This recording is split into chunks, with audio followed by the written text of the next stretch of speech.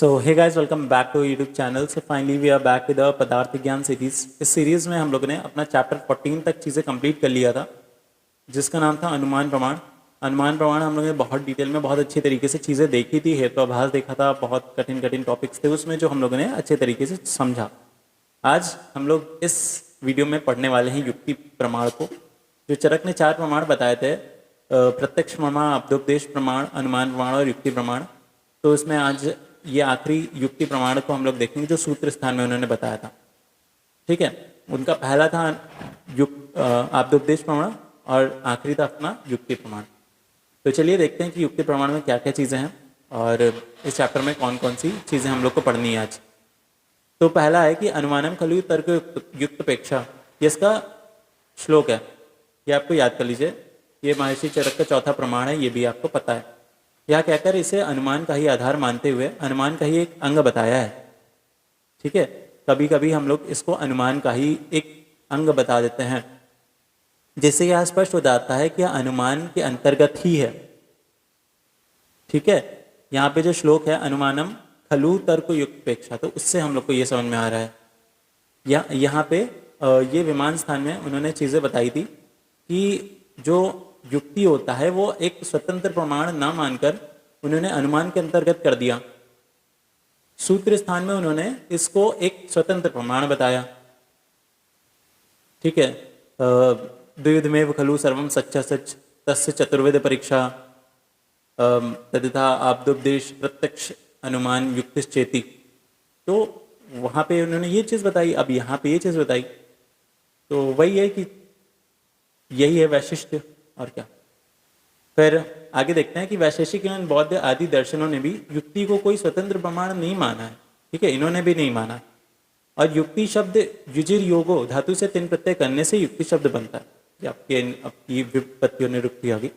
फिर युक्ति के क्या लक्षण होता है, ये श्लोक इंपॉर्टेंट है आपका। ये श्लोक बहुत बहुत बहुत बहुत इंपॉर्टेंट है, ये वाला, और ये नीचे एक और होगा तो यहाँ पे लिखा हुआ है कि बुद्धि पश्यति यह भगवान बहु कारण योग जान युक्ति स्त्रिकाल सा गेय त्रिवर्ग साध्य है। तो ये श्लोक आपको याद होना चाहिए। बुद्धि पश्यति यह भगवान बहु कारण योग जान युक्ति स्त्रिकाल गेय त्रिवर्ग साध्यते है। तो जो बुद्धि अनेक कारणों के योग से उत्पन्न भावों को देखती है उसे युक्ति कहते हैं। यह युक्ति त्रिकालिक होती है, मतलब तीनों कालों को ज्ञान होता है। तीनों काल भूत भविष्य और वर्तमान, और धर्म अर्थ काम, इन तीनों की से सिद्धि होती है इसकी। ठीक है, फिर यहाँ पे लिखा हुआ एक और श्लोक, युक्ति योजना यसा योजते। तो सम्यक योजना को युक्ति कहते हैं, स्ट्रैटेजी जिसको हम लोग बोल रहे हैं। तो हम लोग इसको स्ट्रैटेजी से भी डिनोट कर सकते हैं। महर्षि चरक ने इसे बताया था कि अगर किसी को युक्ति का ज्ञान है तो वह उस वैद्य से ज़्यादा श्रेष्ठ है जिसको सिर्फ द्रव्यों का ज्ञान है।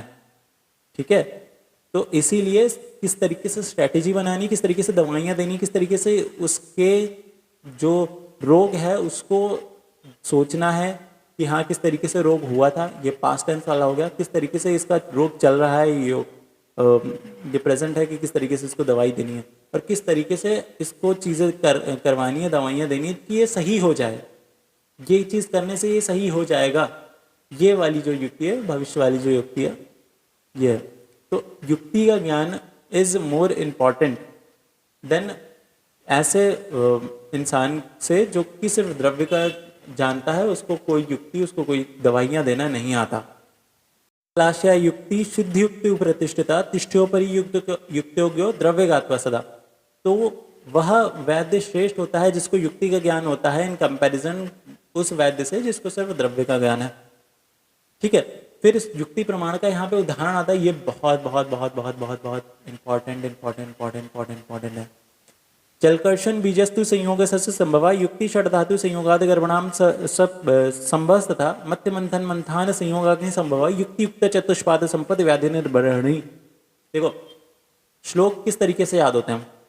अब जैसे इतना बड़ा श्लोक आ गया यार, कैसे याद होगा यार, छोड़ दे। नहीं, देखो छोड़ नहीं सकते, क्योंकि ये श्लोक ऐसा है ना कि अगर युक्ति प्रमाण आएगा तो ये श्लोक आपको लिखना ही पड़ेगा, और सीधे सीधे युक्ति प्रमाण का उदाहरण आ सकता है। 2022 में भी आया था, 2022 में आया था, और आपके पुरुष का 2021 में आया था, 2022 में भी आया था। तो देखो प्रमाण या तो 5 नंबर में आ सकते हैं, 10 नंबर में आ सकते हैं, तो आएंगे तो है ही। अब ऐसा तो नहीं ना सिर्फ एक 4 प्रमाण है पेपर 2 में, तो 4 प्रमाण में से सिर्फ एक प्रमाण दे दिया, बाकी के 3 छोड़ दिए, ऐसा थोड़ी ना होता। एक 5 नंबर में आएगा, एक 10 नंबर में आएगा, एक आएगा आपका फिर से 5 नंबर में। ठीक है, तो इस तरीके से आते हैं। तो सारे में श्लोक इंपॉर्टेंट है, इसका श्लोक बहुत बहुत बहुत इंपॉर्टेंट। अगर आप नहीं याद करें ना तो बहुत बड़ी एक चीज़ आप छोड़ रहे हैं। चरक संहिता के 11वें चैप्टर को भी आप स्किप कर रहे हैं, इसका मतलब उसमें भी यही वाले श्लोक, सेम यही वाले श्लोक दे रखे हैं। देखो लिखा नहीं है यहाँ पे 11वां वाला चैप्टर चरक सूत्र स्थान का 11वां 23 24, तो ये श्लोक है। तो ये श्लोक आपको याद होना चाहिए। जैसे मैं वैसे ही लिखा हुआ है, जलकर्षण बीजस्तु संयोग सस्य संभवा, कि मतलब जल भूमि और कर्षण मतलब उसका जुताई, बीज और ऋतु के संयोग से अपना वो होता है, क्या होता है, वृक्ष की उत्पत्ति होती है। ठीक है, षड धातु और पंच महाभूत और आत्मा के संयोग से गर्भ की उत्पत्ति होती है। तो ये देखो ये युक्ति है। मध्य मंथन मंथान के संयोग से अग्नि की उत्पत्ति होती है। ठीक है, मध्य लिखा हुआ है यहाँ पे, मध्य मंथन मंथान के संयोग से अग्नि की उत्पत्ति होती है। युक्ति से युक्त वैद्य उपस्थित रोग और भेषज प्रस्थ गुणतः अर्थात साध्य गुण से व्याधि का नाश करता है। इस प्रकार उक्त युक्तियों द्वारा उक्त कार्य होता है। यह सब युक्ति है। मध्य मंथन किए क्रिया के लिए नीचे का काष्ठ मध्य मंथक पुरुष और मंथान ऊपर की जो काष्ठा होती है वो जब घूमती है उससे ही हम लोग कहते हैं कि अग्नि की उत्पत्ति होती है। तो इस श्लोक को ही यहाँ पे डिस्क्राइब करा गया है कि जलकर्षण बीज और ऋतु के संयोग से अपना सस्य उत्पत्ति होती है, वृक्ष की होती है, षड धातु पंच महाभूत और आत्मा के संयोग से गर्भ की उत्पत्ति होती है, मध्य मंथन मंथान से अग्नि की उत्पत्ति होती है। ठीक है, और इसी तरीके से जब जो चिकित्सा के चतुष्पाद होते हैं, अगर चिकित्सा के चतुष्पाद प्रेजेंट हैं और अगर वो युक्ति से काम कर रहे हैं तो व्याधि निर्भरणी, व्याधि खत्म हो जाती है, व्याधि का नाश हो जाता है। ठीक है, तो इस श्लोक का बहुत इंपॉर्टेंस है यहाँ पे, और श्लोक के जो अर्थात है, जो इसका अनुवाद है, ये भी बहुत इंपॉर्टेंट है। फिर युक्ति प्रमाण का वैशिष्ट्य देखते हैं कि क्या क्या दिक्कतें दी। तो इसमें ये बता रहे हैं कि यहाँ पे युक्ति को प्रथम पृथक प्रमाण ना मानकर कुछ लोगों ने कहा है कि महर्षि चरक ने से स्वयं 11वें अध्याय में सतत परीक्षण के लिए स्वतंत्र रूप से युक्ति कहा गया। मतलब 11वें चैप्टर में चरक ने इसे बोला है कि यह स्वतंत्र प्रमाण है। ठीक है, स्वतंत्र प्रमाण है। सतसत की परीक्षा जब कर रहे थे वो, फिर चरक संहिता में परादि गुणों में युक्ति भी बताई गई है कि एक गुण भी है। फिर महर्षि चरक ने युक्ति प्रमाण नहीं माना है आगे। ठीक है, इसके समूल्य की ही क्या आवश्यकता थी जब अन्य किसी ने नहीं कहा है, मतलब इसका क्या, इसके उल्लेख की क्या जरूरत थी। फिर ये बता रहे हैं कि जहाँ युक्ति की आवश्यकता थी उस तब युक्ति को एक स्वतंत्र प्रमाण माना, लेकिन जहाँ पे उसको जरूरत नहीं थी उसको अनुमान अंतर्गत कर दिया कि अनुमान प्रमाण के अंतर्गत है विमान स्थान में। ठीक है, तो यही बताई गई ये दिक्कतें। फिर युक्ति परीक्षा की चिकित्सा एवं भेषज अनुसंधान की दृष्टि से उपयोगिता। तो यहाँ पे इसकी उपयोगिता बात करेंगे किस तरीके से है। तो द्रव्य के स्वभाव के विषय में जान लेने से ही चिकित्सा में सफलता नहीं मिलती। ठीक है, कि सिर्फ द्रव्य का ज्ञान कर लिया हम लोगों ने उससे ही हम लोग को चिकित्सा मिल जाएगी। हम लोग को बहुत सारी फार्माकोलॉजीज ड्रग्स के नाम मालूम है, लेकिन हम लोग को पता ही नहीं उसको किस तरीके से देते हैं, किस अमाउंट में देते हैं, किस काल में देते हैं, किस मतलब वही को नहीं देख रहे हैं, बच्चे को भी वही दे रहे हैं, बड़े को भी वही दे रहे हैं, गर्मी में भी वही दे रहे हैं, ठंडक में भी वही दे रहे हैं, दिन में भी वही दे रहे हैं, रात में भी वही दे रहे हैं। उसके बाद मेल को भी वही दे रहे हैं, फीमेल को भी वही औषधियाँ दे रहे हैं, सबको सेम दे रहे हैं। तो और प्रकृति सेम, प्रकृति वालों वात प्रकृति को भी वही दे रहे हैं, पित्त प्रकृति को भी वही दे रहे हैं। ठीक है, किसी का कोई दिक्कत है उसमें दे रहे हैं।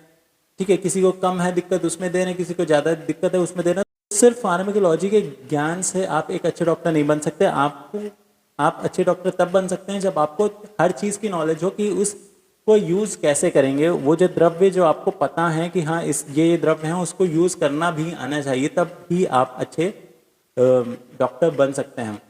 ठीक है, वही सर यहाँ पे बता रहे हैं वही वही हम लोगों ने अभी जो श्लोक पढ़ा था, वही हम लोगों ने जो श्लोक सबसे पहले देखा था, वही यहाँ पे लिखा हुआ है। मात्रा कलाशय युक्त सिद्धि युक्त प्रतिष्ठता तिष्ठोपरि युक्त ज्ञो द्रव्य ज्ञात्वा सदा। कि जो हम लोग ने ऊपर देखा कि सिर्फ द्रव्य से ही एक अच्छे चिकित्सक नहीं बन सकते, हम लोग को युक्ति भी पता होनी चाहिए, क्वांटिटी, मात्रा, काल, प्रकृति, सब कुछ देखकर हम लोगों को ये इस उस पर आना चाहिए कि हाँ इसको ये देना है। फिर यहाँ पे लिखा हुआ है दोष, देश, प्रकृति, बल, काल आदि को देखकर योजना की जाती है। चरक ने कहा है कि चिकित्सक को युक्तिज्ञ अवश्य होना चाहिए, इसके बिना वह रोगी की चिकित्सा करने में समर्थ नहीं होगा, उसको युक्ति बनानी आनी चाहिए। तो बस इतना ही था युक्ति प्रमाण में, बहुत छोटा सा चैप्टर था। बाकी मिलते हैं आपसे नेक्स्ट आपके उपमान प्रमाण में, और जो अन्य प्रमाण है उसको देखेंगे, फिर उसके बाद कार्य कारण सिद्धांत देखेंगे। फिर इस पदार्थ ज्ञान सीरीज को एक पूर्ण विराम देंगे, ख़त्म करेंगे, फिर अपना रचना शरीर पे आएंगे। बाकी मिलते हैं आपसे नेक्स्ट वीडियो में, तब तक के लिए टाटा बाय बाय। पढ़ाई करते रहिए, मज़े करते रहिए।